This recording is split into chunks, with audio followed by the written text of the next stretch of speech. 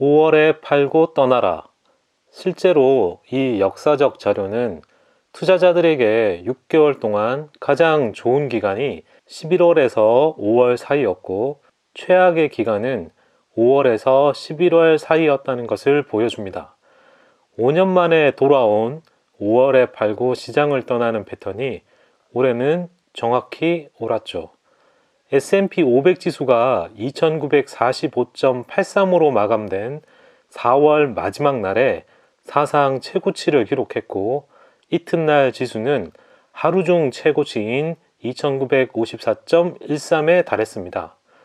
그 이후로 시장은 점차 하락세를 보이고 있습니다. S&P 500은 3월 8일 이후 최저치를 기록했고 다우지수는 16주 만에 처음으로 25,000포인트 아래로 떨어졌습니다. S&P 500은 현재 200일 이동평균선 아래로 떨어져 있습니다. 그럼 왜 다들 그렇게 긴장하는 걸까요?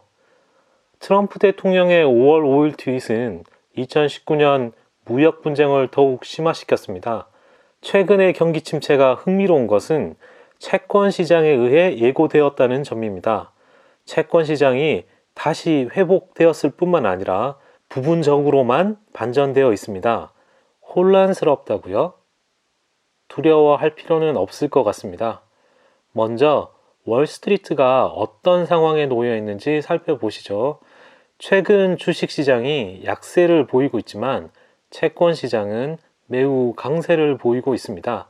11월 8일 이후 10년 수익률은 1% 이상 하락했습니다. 이는 엄청난 변화입니다. 현재 국채 수익률 곡선이 반전되어 있지만 부분적으로 반전되어 있기 때문에 지금 비정상적인 위치에 있습니다.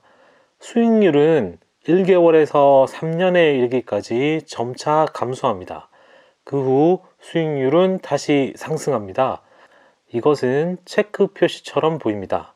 체크 모양의 곡선은 어떻게 설명해야 되는 걸까요? 아마도 시장은 보다 넓은 긴축 주기 안에서 한두 번의 치료 효과를 기대하고 있는 것 같습니다. 선물 시장은 9월 회의까지 연준이 금리 인하 가능성이 74%라고 보고 있습니다. 그럴 수도 있지만 저는 약간 의문스럽습니다. 연준의 발언들을 보면 그들은 그대로 있는 것처럼 보이기 때문입니다. 금리 인하가 테이블에 오르기 위해서는 분명히 더 나쁜 경제 뉴스 그리고 악화된 금융시장을 보아야만 기대할 수 있을 것입니다. 우리는 그저 그것을 보지 못하고 있을 뿐입니다. 연준은 6월 중순에 다시 열립니다. 또한 경제 전망을 업데이트할 것입니다. 개인적으로 저는 그 회의가 시간만 끄는 회의가 될 것으로 생각됩니다. 연준은 자신들이 월스트리트의 하인이라는 인식을 좋아하지 않기 때문이죠. 연방준비제도 이사회가 계획된 금리 인상을 철회하게 만든 그때를 생각해 보시면 작년 시장은 꽤 크게 시끄러운 모습을 보였습니다. 실제 금리 인하는 또 다른 문제입니다. 연준은 또한 그들이 확실히 반대하는 무역 분쟁에 침을 뱉은 대통령을 구제하는 것으로 보이고 싶지 않을 것입니다. 더 나아가서 트럼프 대통령이 5%의 관세로 멕시코를 강타하고 있다는 것입니다. 그러나 모든 무역 분쟁에 대한 피날레가 있을 수 있습니다. 6월 G20 회의가 열리고 트럼프 대통령이 시진핑 중국 국가주석과 무역 협정을 발표할 가능성이 조금이나마 열려 있습니다. 무역 분쟁과 채권 시장 랠리는 단순히 하락하는 것 외에 주식시장에 흥미로운 영향을 미쳤습니다.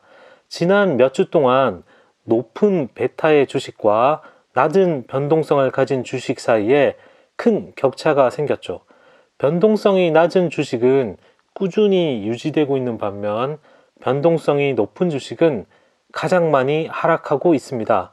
지난 몇 주 동안 높은 베타 섹터는 10.25% 하락한 반면 낮은 변동 섹터는 0.75% 상승했습니다.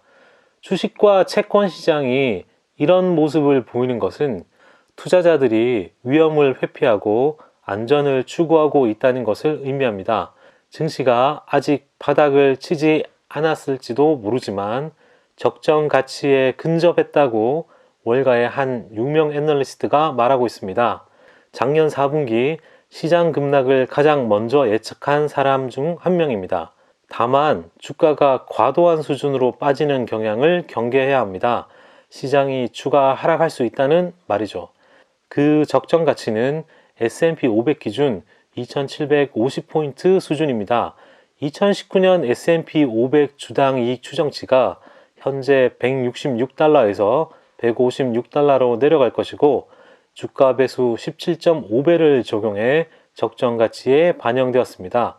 1월에 연준이 금리 인상 계획을 보류했지만 현 상황은 연준이 생각하는 것보다 더 긴축적인 통화 정책이고 연준이 금리를 2번 인하해서 중립적인 수준 이하로 떨어지지 않는 한 주식시장은 계속 압박을 받을 것으로 이 애널리스트는 보고 있습니다.